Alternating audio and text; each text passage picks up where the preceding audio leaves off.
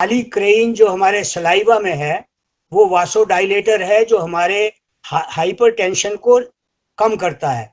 इसमें एक enzyme lipase है। ये जो लाइपेज है ये ट्राइग्लिसराइड जो है उसको फैटी एसिड में कन्वर्ट करता है। इसके अलावा इसमें लाइसोसोम्स हैं। जो लाइसोसोम्स हैं वो बैक्टीरिया को और वायरस को मारते हैं।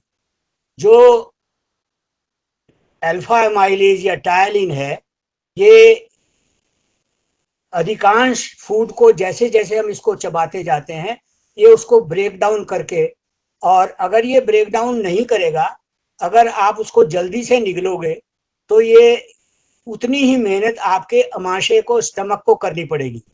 तो 1 मिनट तक कम से कम मुंह में रखना है और फिर इसको, फूड को आप ईसोफेगस में ट्रांसफर कर देते हो।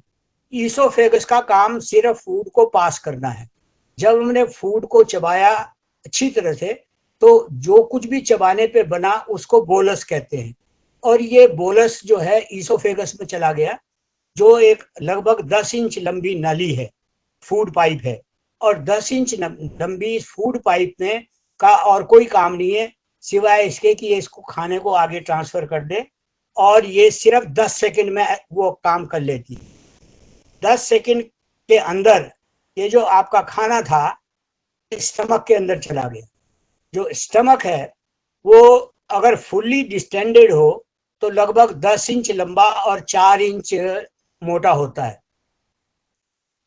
इसमें खाना 2 घंटे से लेकर 6 घंटे तक रहता है। 2 घंटे से लेकर 6 घंटे तक। अमूमन 2 से 4 घंटे तो रहता ही है, किसी किसी केस में वो 5 घंटे 6 घंटे भी रह सकता है। अमाशय की जो अंदर की लाइनिंग है उसमें 3.5 करोड़ म्यूकस और गैस्ट्रिक ग्लैंड्स हैं। और जो गैस्ट्रिक ग्लैंड्स हैं वो भोजन को पचाने के लिए थोड़े से तेजाब की जरूरत पड़ती है, इसलिए वो हाइड्रोक्लोरिक एसिड प्रोड्यूस करती है। ये हाइड्रोक्लोरिक एसिड जो है ये हमारे प्रोटीन से जुड़ता है और एक नया मॉलिक्यूल बनाता है और वो डाइजेशन में मदद करता है। इसके अलावा इसके अंदर एंजाइम रेनिन भी होता है। रेनिन और पेप्सिन ये दोनों हमारे फैट को डिसॉल्व करते हैं। जब रेनिन एंजाइम है ये दूध को दही में परिवर्तित करता है। आपने सुना होगा कई लोगों को दूध से, बच्चों को एलर्जी होती है, वो दूध पचा नहीं पाते। वो इसलिए एलर्जी होती है कि उनके शरीर में जो रेनिन नाम का एंजाइम है ये नहीं बनता। इसलिए उनके दूध का जो पहला प्रोसेस है डाइजेशन का, यानी मिल्क का जो कर्डल होना है, दही बनाना है, ये स्टेप नहीं होता है। इसलिए उनको स्पेशल मिल्क देते हैं जो ऑलरेडी कर्डल्ड होता है, रेनिन का काम उसमें हुआ होता है।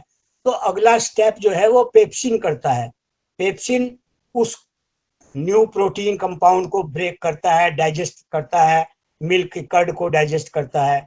इसके अलावा लाइपेज होता है, वो भी कुछ फैट जैसे क्रीम वगैरह हम लेते हैं उसको डाइजेस्ट करता है।